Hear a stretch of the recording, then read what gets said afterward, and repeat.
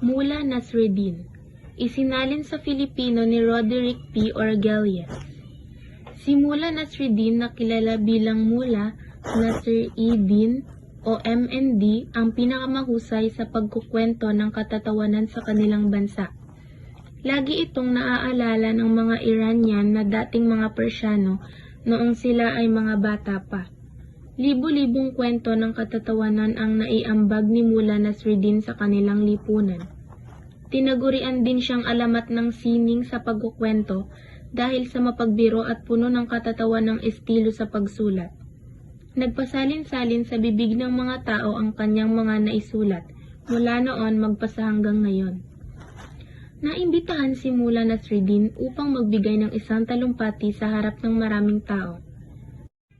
Sa pagsisimula niya, nagtanong siya, Alam niyo ba ang aking sasabihin?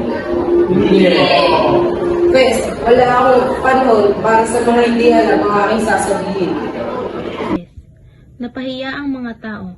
Inanyayahan siyang muli upang magsalita kinabukasan nang muli niyang tanungin ang mga tao ng katulad na katanungan. Alam niyo ba ang aking sasabihin?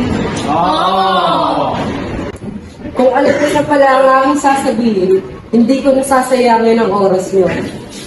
Ang mga tao ay nalito at nataranta sa kanyang naging sagot. Sinubukan nilang muli na anyayahan si Mula Nasreddin upang magbigay ng pahayag at muli siyang nagtanong. Alam niyo ba ang aking sasabihin? Ang kalahati ay nagsabi ng hindi at ang kalahati ay sumagot ng oo. Kung kaya't muling nagsalita si Mula Nasreddin. Sa kalahating nakakaalam ang aking sasabihin, sabihin niyo sa kalahating hindi nakakaalam ang sasabihin ko.